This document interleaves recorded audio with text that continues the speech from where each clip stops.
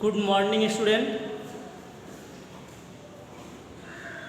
आप लोगों ने पिछले वीडियो में सूचक के बारे में पढ़ा और सूचक से संबंधित हम सिद्धांत आप लोगों को बता रहे थे। जो बचा हुआ था उसी को हम लोग देखते हैं। आप लोग वीडियो तो देखते हो, लेकिन आपसे जो क्वेश्चन किया जाता है उस क्वेश्चन का जवाब आप कमेंट करके नहीं बताते हैं। अगर आप कमेंट करके बताते रहें तो हमें भी कुछ रिस्पांस मिलेगा कि हमारे द्वारा जो भी कुछ बताया जा रहा है आप लोगों को समझ में आ रहा है। तो आप लोग कमेंट जरूर किया करें, ठीक है। चलिए, हम आप लोग बताया सूचकों का सिद्धांत। सूचकों के सिद्धांत में हमने आपको कल दो नाम बताया था, एक ओस्टवाल्ड का सिद्धांत और दूसरा हम आपको बताए थे क्यूनी-नॉइड का सिद्धांत। ये तो बताए थे। यही हम आप लोग ओस्टवाल्ड का सिद्धांत हम आप लोग बता रहे थे कि ओस्टवाल्ड का सिद्धांत है क्या। इसमें बताया गया आपको कि इसमें जो भी सूचक होते हैं वो द्रव्य कार्बनिक अम्लों और क्षारों से मिलकर के बने होते हैं, ठीक। जब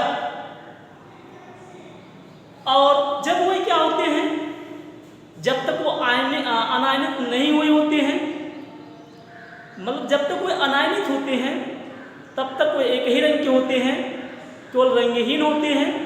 लेकिन जब अपने आयनों में टूट जाते हैं तो वह अलग अलग रंगों में हो जाते हैं। और इसी के द्वारा हम क्या कर सकते हैं, अम्लों और क्षारों की पहचान कर लेते हैं, ठीक। आप लोगों को हम बताए थे, कौन सा उदाहरण बताए थे, हमने आपको फिनाफ्थलीन का उदाहरण बता दिया। क्या बता दिया? फिनाफ्थलीन को आप प्रदर्शित करके थे HPS से। ये समझ में आया होगा। आपने देखा कि जब आप फिनाफ्थलीन को किसी अम्ल में डालते हो तो उसके रंग में कोई परिवर्तन नहीं होता है।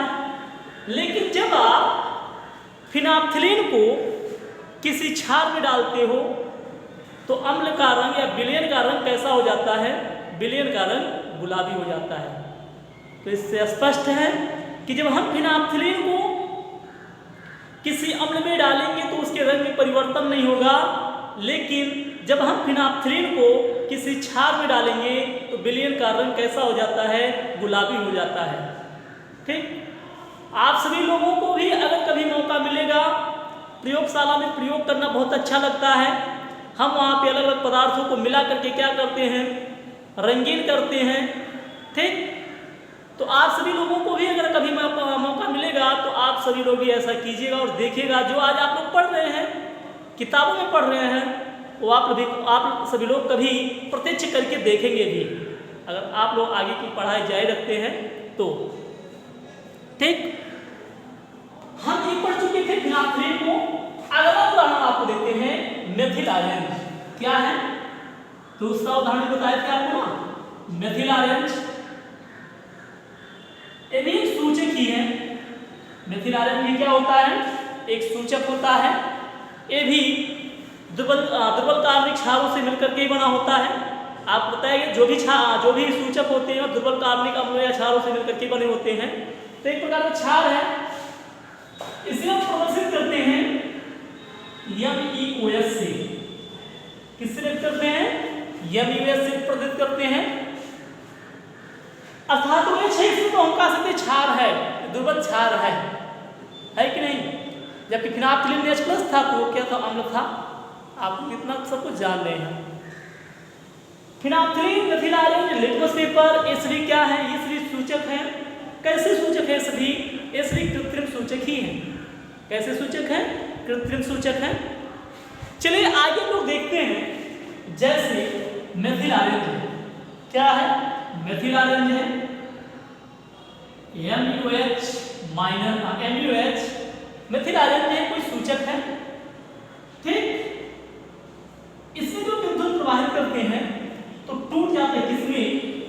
Me प्लस में और OH माइनस में। ये ध्रुवण को ना, तो ये क्या होगा, ध्रुवण क्षार आप जानते हैं, चाहे हम लोग का क्षार के वैद्युत पदार्थ होते हैं, और जब हम किसी वैद्युत पदार्थ में विद्युत प्रवाहित करते हैं तो अपने आयन में क्या होते हैं, टूट जाते हैं। ये तो आपको कन्फर्म ही है। तो यहाँ पे इमेज भी है, मतलब कैसा होता है कि पीले रंग का होता है, ठीक। तो ये कैसा होगा, ये रंगहीन होगा, OH माइनस कैसा होगा, आयन में टूटने के बाद कैसा होगा, रंगहीन। ये पहले भी इधर उधर में मतलब क्या नहीं होता है, जब तक ये आयनित नहीं हुआ होता है तो ये किस रंग का होता है, किसी एक रंग का होता है। तो कैसा होता है, ये पीले रंग का होता है। कैसा रंग होता है, पीला रंग, पीले रंग का होता है, ठीक। मेथिलारेंज का रंग कैसा होता है, पीला होता है। जब ये अपने आयन में टूट जाता है तो इसका एक आयन OH माइनस होता है, कैसा होता है, रंगहीन होता है। और ये प्लस कैसा होता है, ये हो जाता है लाल रंग देता है। कैसा रंग देता है, लाल रंग देता है, ठीक। इस वजह इस सूचक को जब अपने आयन में टूट जाता है तो दो आयन में टूटता है, एक में प्लस होता है, दूसरा OH माइनस। जो प्लस होता है वो लाल रंग का देता है और हाइड्रोक्साइड आयन जो होता है रंगहीन होता है। अब देखिएगा इसकी क्रियाविधि, अगर हम इसे किसमें डालें, किसी अम्ल में डालें, किसमें डालें, जैसे मान लीजिए HCl है, HCl में हम डालते हैं, इसे किसमें डाल दिया जाए, HCl में, तो भी क्या होगा, ये भी अपने आयन में टूटेगा, एक वैद्युत अम्ल पदार्थ भी है, ये अपने आयन में टूटेगा ना, H प्लस और Cl माइनस में टूटेगा, इसमें तो टूटेगा, टूट गया। अब सभी एक जैसे देखिएगा, हम आपको बताए थे जैसे हम कोई प्रणाली ले लेते हैं, एक प्रणाली लिया गया, इस प्रणाली में हम क्या करें, इस प्रणाली ऐसे कांच की बनी होती है, ठीक। इसमें हमने क्या किया, इसमें हम थोड़ा सा ले लिए, क्या थोड़ा सा हम मेथिलारेंज ले लिए, MeOH ले लिए, ठीक। फिर इसमें हमने क्या किया, इसमें हमने थोड़ा सा अम्ल डाल दिया, क्या डाल दिया, HCl डाल दिया। मतलब MeOH HCl सभी एक में आ गए ना, सभी क्या हो गए, इसमें अपने आयन में टूट गए, शुरू में टूट गए।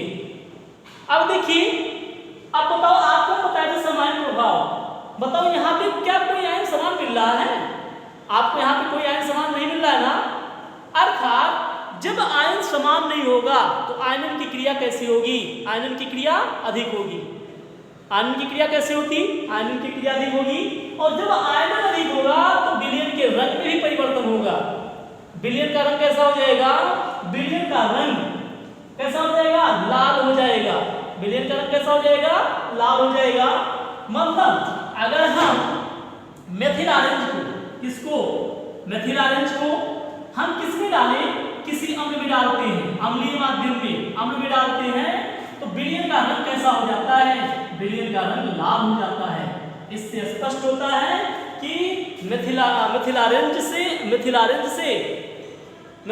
को अगर हम किसमें डालेंगे, किसी अम्ल में डालेंगे, अम्लीय माध्यम में डालते हैं, तो विलयन का रंग कैसा हो जाता है, लाल हो जाता है। और अगर लाल हो जाता है किसी पदार्थ को मेथिलारेंज में डालने पर, तो हम बता देते हैं कि विलयन कैसा होगा, अम्लीय होगा, वो अम्ल होगा। कन्फर्म। इसी तरह से अगर हम यहाँ पर देखें, इसको नोट कर लीजिए, आप सभी लोग समझने के लिए नोट कर लीजिए। चलिए ठीक हो गया। यही पर हम क्या करें, HCl की जगह पे हम कोई क्षार ले लें, क्या ले लें, कोई क्षार ले लें। यहाँ पर मिलती है MeOH, क्या ले लें, क्षार ले लें। अब हम यहाँ पे क्या डाल दें, क्षार डाल दें, इसमें क्या डाल दें, MeOH डाल दें, क्षार डाल दें, कोई क्षार डाल दिया, इसमें क्षार डाल दिया गया, ये भी तो अपने आप टूटेगा, किसमें टूटेगा, Na plus plus OH minus, इसमें टूट गया ना। अब देखो यहाँ पे आपको बताया था समान प्रभाव ना, जब कोई दो आयन समान होते हैं, जब किसी वैद्युत अपघट पदार्थों में कोई दो आयन क्या होते हैं, समान होते हैं, तो सम आयन की उपस्थिति में आयनन कैसा होता है, आयनन कम होगा। अगर आयनन कम होगा तो विलयन के रंग में भी कोई परिवर्तन नहीं होगा। इसलिए हम कह सकते हैं कि अगर हम मेथिल ऑरेंज में क्या डालते हैं, कोई क्षार डालते हैं, तो विलयन के रंग में कोई परिवर्तन नहीं होता है। इससे हम पता लगा लेंगे कि वो क्या है, क्षार है। तो यहाँ से आप पता लगा सकते हैं, इन सूचकों के द्वारा आप बता सकते हैं कि नहीं कौन अम्ल है कौन क्षार है। आपको अम्लों और क्षारों के बारे में सूचना मिल रही है कि नहीं? तो सूचक वही होते हैं जिनके द्वारा हमें अम्लों और क्षारों के बारे में जानकारी मिलती है, वही क्या होते हैं? सूचक होते हैं। कोई दिक्कत आया समझ में ना? तो आप कौन सी इतना जाने कि जब हम मिथिल आरण्य में किसी क्षार को डालते हैं तो विलेन के रंग में कोई परिवर्तन नहीं होता है, लेकिन अगर मिथिल आरण्य को किसी अम्ल में डालेंगे तो विलेन का रंग कैसा हो जाता है? लाल हो जाता है। उसी प्रकार से हम आपको फिनाप्थलीन बताए थे कि जब आप फिनाप्थलीन में किसी अम्ल को डालते हो तो विलेन के रंग में कोई परिवर्तन नहीं होता है, लेकिन आप जब फिनाप्थलीन में क्या डालते हो? फिनाप्थलीन में कोई क्षार डालते हो तो विलेन का रंग कैसा हो जाता है? विलेन का रंग गुलाबी हो जाता है। तो आप भी कभी जाइएगा प्रयोगशाला में और लाल और गुलाबी बनाकर देखिएगा, स्पष्ट हो जाएगा आपको एकदम। ठीक, ये हो गया आपको। तो आप ये भी जाने सूचक जान चुके, थोड़ा बहुत जान चुके ना सूचक की परिभाषा, और हम मोस्टवाल का सिद्धांत भी आपको बताए, तो इतना आपको कंफर्म होना चाहिए। अगर कोई समस्या होगी तो आप जो है कमेंट कीजिएगा, देखते हैं फिर से आपको समझाने का प्रयास करेंगे। हम आशा करते हैं कि आपको समझ में आ गया होगा। बहुत आसान, आराम से धीरे धीरे क्लियर किया जा रहा है आपका एक एक टॉपिक। ठीक है, ये हो गया। चलिए आगे अगला टॉपिक आप लोगों का होगा। अगला टॉपिक आप लोगों का है अम्लों के सामान्य गुण। अम्लों के सामान्य गुण। अगला हेडिंग डालिएगा आप लोग, नोट आप लोग जरूर बनाते रहें। अम्लों के सामान्य गुण, अम्लों के सामान्य गुण। अम्ल और क्षार के गुण की बात हम कर लेते हैं। कोई गुण कोई बताएगा, आप लोग जान चुके, बता सकते हैं का गुण। अगर कुछ ना जानते तो एक गुण आप लोग जानते हैं। चलिए पहला पॉइंट आप नोट कीजिए, एक एक पॉइंट आप नोट कर लीजिए। नोट करें, पहला पॉइंट आप लिखिएगा, अम्ल स्वाद में खट्टे होते हैं। अम्ल स्वाद में खट्टे होते हैं। अम्ल स्वाद में क्या होते हैं? खट्टे होते हैं। उसी में आगे भी लिखिएगा, प्रबल अम्ल प्रबल संक्षारक होते हैं। आगे से लिखिए, प्रबल अम्ल प्रबल संक्षारक। प्रबल अम्ल प्रबल संक्षारक होते हैं। संक्षारक मतलब ज्वलनशील। जैसे अगर देखिए कोई अम्ल अगर हम सबके ऊपर पड़ जाता है तो क्या करता है? हमें जला देता है। आप लोगों ने देखा होगा, आप लोग हर लोगों के घर पर बैटरी होगा इन्वर्टर वाला, उसमें तेजाब भरा होता है। अगर इसका एक बूंद जैसे हमारे कपड़े पर लकड़ी पर कहीं गिर जाता है तो उसको क्या करता है? खराब कर देता है, उसको जला देता है। तो प्रबल अम्ल कैसे होते? प्रबल संक्षारक होते हैं। पहला पॉइंट आपका क्लियर हुआ। ठीक, दूसरा पॉइंट लिखिएगा, अम्ल जल में विलेय होते हैं। अगला पॉइंट आपका है अम्ल जल में विलेय होते हैं। अम्ल क्या होते हैं? अम्ल जल में विलेय होते हैं। लेकिन अम्ल जल में तो विलेय होते हैं, और आप लोग तनोर शांत विलयन जानते हैं ना? तनोर शांत विलयन, जिसके विलयन में विलायक की मात्रा ज्यादा होती है, जिसके विलयन में विलायक की मात्रा क्या होती है? ज्यादा होती है, उत्तम विलयन कहलाता है। और जिसके विलयन में विलायक की मात्रा क्या होती है? कम होती है, वो शांत विलयन होता है। यानी हम कहें जिसके विलयन में विलेय की मात्रा कम होती है उत्तम विलयन, और जिसमें विलेय की मात्रा अधिक होती है वो शांत विलयन होता है। दोनों तरह होता है। ठीक है, तो जैसे मान लीजिए कोई अम्ल है, कोई अम्ल है ना, अम्ल तन और शांत दोनों हो सकते हैं। मान लेते हैं कोई अम्ल है, सांद्र अम्ल है, कंसंट्रेट H2SO4 है, कंसंट्रेट H2SO4 है। इसे क्या करना होता है? इसे डाइल्यूट करना है, मतलब कम करना है। इसको क्या करना है? कम करना है। मान लीजिए इसे पानी रखी हुई है, क्या रखी हुई है? पानी रखी हुई है। हम इसमें पानी डालकर इसे हम कम कर सकते हैं। क्या कर सकते हैं? कम कर सकते हैं। आप ये बताइएगा, किसी भी अम्ल को या किसी भी क्षार को कम करने के लिए हम पानी को अम्ल में डालते हैं या अम्ल को पानी में डालते हैं? ठीक, दो कंडीशन हो सकती है ना। इसको हमें कम करना है इसको तरण करने के लिए हम इसको पानी में डालें कि पानी को अम्ल में डालें। ठीक, इसको देखिएगा, किसी भी शांत विलयन को तन बनाने के लिए हम क्या करते हैं, अम्ल को पानी में डालते हैं। अम्ल को क्या करते हैं, अम्ल को पानी में डालते हैं, अम्ल को जल में डालते हैं, ना कि जल को अम्ल में डालते हैं। क्यों? अगर हम क्या करें, अगर हम पानी को अम्ल में डालें तो पानी की कम मात्रा अम्ल की अधिक मात्रा के साथ तुरंत क्रिया करेगा और ज्यादा मात्रा में क्या करेगा, उष्मा उत्सर्जित करेगा। ज्यादा मात्रा में क्या उत्सर्जित करेगा, उष्मा उत्सर्जित करेगा। मतलब पानी और अम्ल के बीच में संतुलन तुरंत नहीं बन पाएगा, संतुलन तुरंत बिगड़ जाएगा, जिससे इसके बीच में ऊर्जा उष्मा बहुत ज्यादा उत्सर्जित हो जाएगी और ये पात्र जो भी बोतल होगा, बोतल फट भी सकता है। इसीलिए हम क्या करते हैं, किसी भी शांत अम्ल को तरण करने के लिए हम अम्ल को पानी में नहीं डालते, बल्कि पानी को हम किसमें डालते हैं, हम पानी को अम्ल में डालते हैं, जिससे पानी की अधिक मात्रा अम्ल की थोड़ी मात्रा को क्या करता है, एडजस्ट कर लेता है, समायोजित कर लेता है और संतुलन क्या करता है, बना लेता है।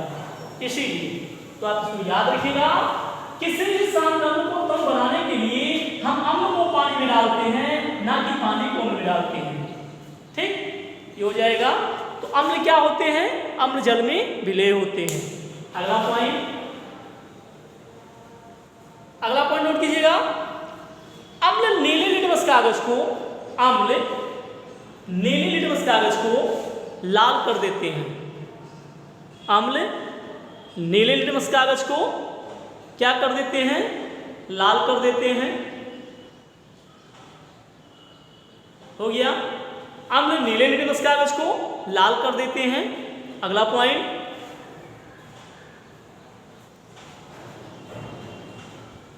आगे देखते हैं,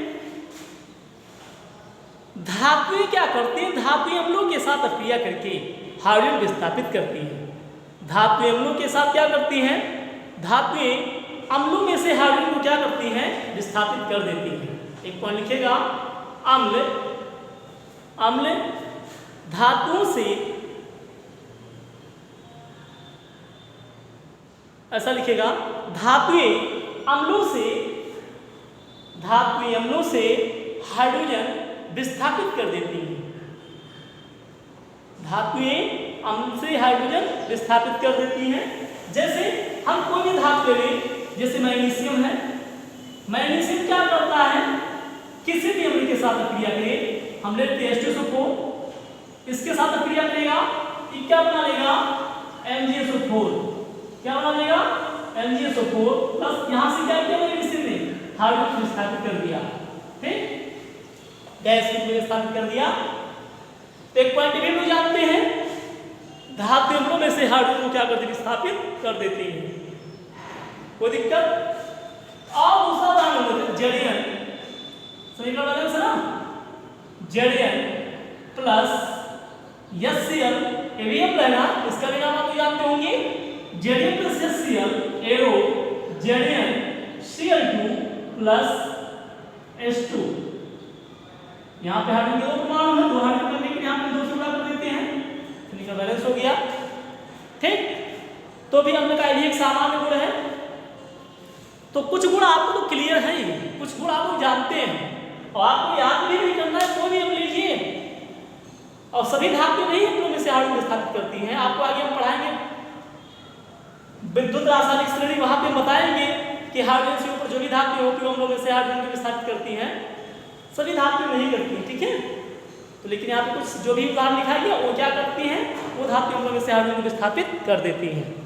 हो जाएगा, एक पॉइंट आप पहले हो गया, नोट किया करें। एक पॉइंट और लीजिएगा आप सभी लोग,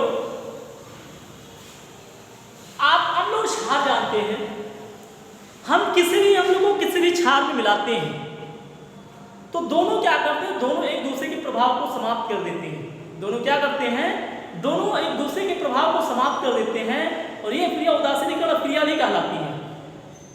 ठीक, तो ये भी समीकरण आप याद करें, जैसे कोई भी अम्ल, किसी अम्ल का नाम बताओ आप सब, जानते हैं आप सब, HCl है, कोई अम्ल है HCl। HCl किसके साथ क्रिया करता है, ये अम्ल है ना, हम क्षार ले आते हैं कोई NaOH, ये क्षार है, ये HCl ये अम्ल है ही, ये क्षार है, दोनों अलग अलग थे, जब दोनों अलग अलग होते हैं तो स्वाद इकट्ठा होता है। ये कैसा होता है, तीखा, ये कड़वा होता है, तीखा कसैला होता है। लेकिन जब इन दोनों को मिला दिया जाता है तो दोनों के प्रभाव को समाप्त कर देते हैं और एक तीसरे प्रकार का पदार्थ हो जाता है जिसे आप लोग लवण कहते हैं। क्या कहते हैं, लवण कहते हैं। और क्या बनता है, जल बनता है, H2O। ठीक, ये समीकरण जरूर याद रखो। एक गुण आपका है, चाहे अम्ल में लिखो चाहे क्षार में लिखो।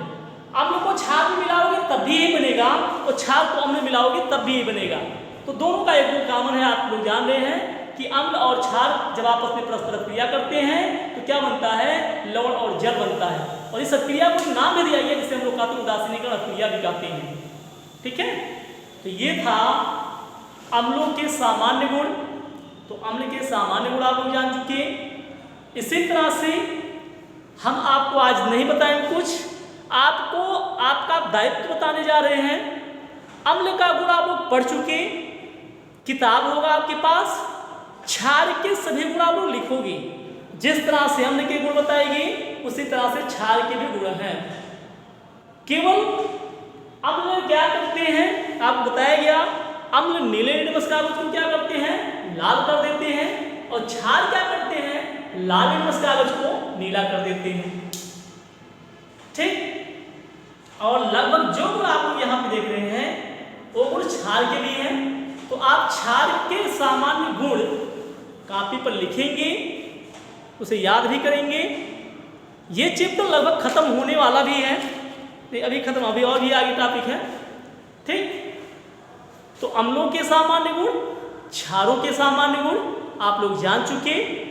अगला जो भी टॉपिक होगा लवण के बारे में हम लोग बताएंगे, लवण के बारे में आप लोग हम बताएंगे, मतलब जो भी सिलेबस देखेंगे, जो भी सिलेबस में होगा वो आपको बताया जाएगा। ठीक है, तो आप लोगों को समझ में आया होगा। आप लोग मेहनत से पढ़ें, जो कहा जाए उतना करते रहें। धन्यवाद।